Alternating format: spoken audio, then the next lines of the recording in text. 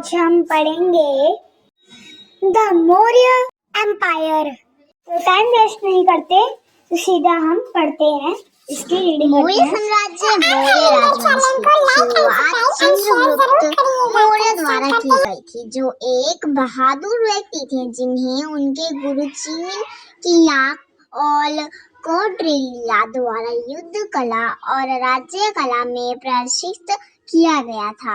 उन्होंने सबसे पहले यूनानियों को पंजाब से बाहर निकाला और 322 ईसा पूर्व में इसे जीत लिया। फिर उन्होंने आखिरी को उड़ान फेंका। 321 ईसा पूर्व में नंद शासक और मगध पर विजय प्राप्त की। फिर उन्होंने 3:05 ईसा पूर्व में एक या दूसरे क्षेत्र को जोड़कर एक विशाल साम्राज्य स्थापित किया। सिलिसस निकिता ने उन क्षेत्रों को पुनः प्राप्त करने के इरादे से सिंधु को पार किया, जिन पर सिकंदर ने भारत में विजय प्राप्त की थी, लेकिन चंद्र ने उसे हरा दिया था। गुप्त सिलिसियम को हेरात के 4 प्रांतों काबुल और बलूचिस्तान को आत्म संपर्क करना पड़ा। उन्होंने अपनी बेटी की शादी मौर्य शासक से की। चंद्रगुप्त मौर्य को कई दक्षिणी राज्य को जीतने का भी श्रेय दिया जाता है। साथ ही उनका साम्राज्य पूर्व में बंगाल से लेकर तक फैला हुआ था, पश्चिम में हिंदू कुश और उत्तर में हिमालय से लेकर दक्षिण में मेरी आत्मा की सीमा तक।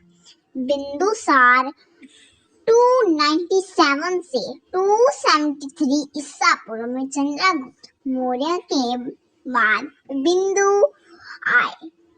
बिंदुसार आए।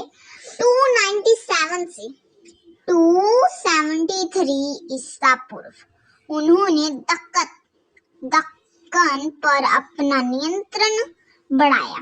जहां तक मेरी आत्मा थी, उनके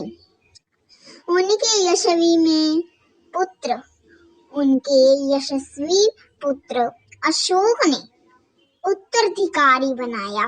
मैं जो ग्रिड दिखाता हूँ उससे भूल गया। उनके पिता बिंदुसार का उत्तराधिकारी बना और उन्हें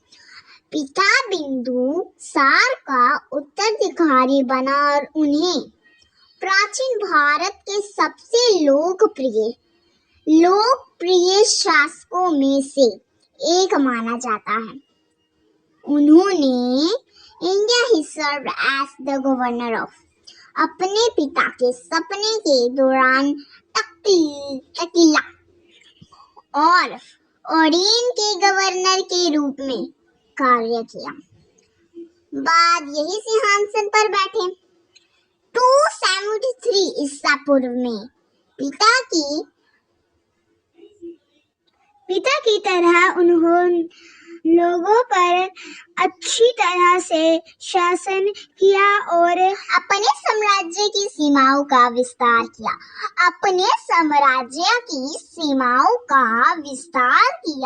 कलिंग एकमात्र ऐसा साम्राज्य था जिसे रणनीतिक रूप में मौर्य नहीं जीत सके। कलिंग का एक महत्वपूर्ण स्थान था क्योंकि यह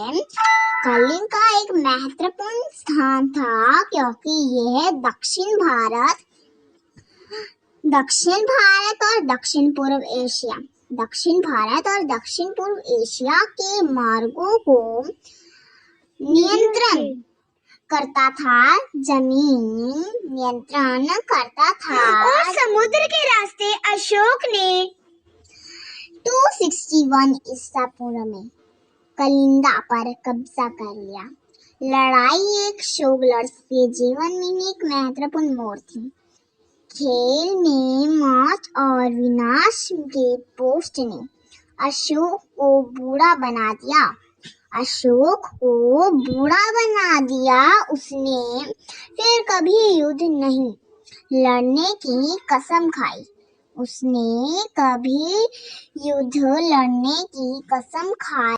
इससे पहले कि उसके जीवन का उफान एक साथ मोटा था। सभी दिशाओं में जीत। लेकिन अब ये गलमा नेता था। वह दुनिया के इतिहास में पहला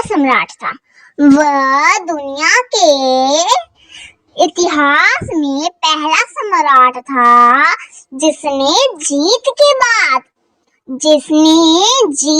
बाद युद्ध छोड़ दिया।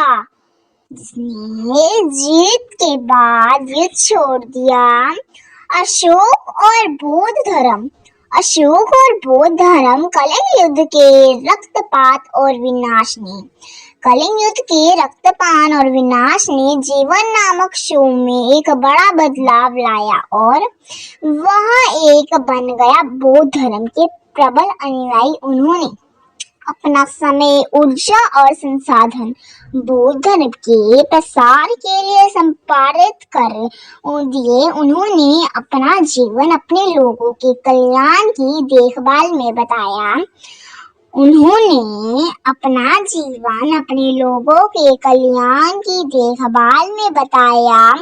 और उन्हें अपना हामा के माध्यम से एक अच्छा जीवन जीने का तरीका सिखाया। हामा मूल रूप से नैतिक सिद्धांतों का एक समूह था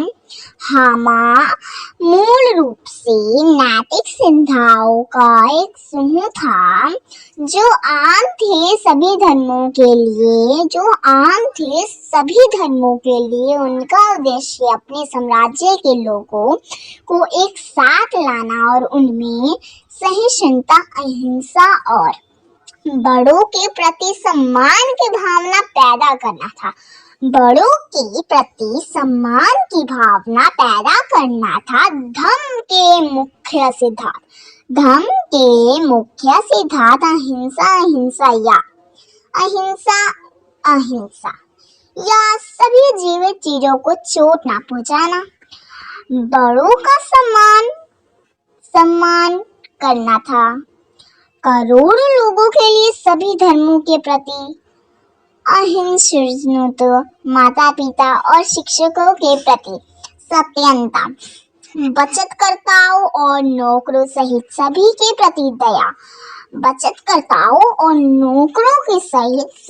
प्रति दया, गरीबों के प्रति दान, सभी के बीच शांति और सद्भाव, गरीबों के प्रति सुनहरी राजधानी। अगर आपको पार्ट 2 देखना हो तो प्लीज सब्सक्राइब करें और पार्ट 2 देखें। धन्यवाद।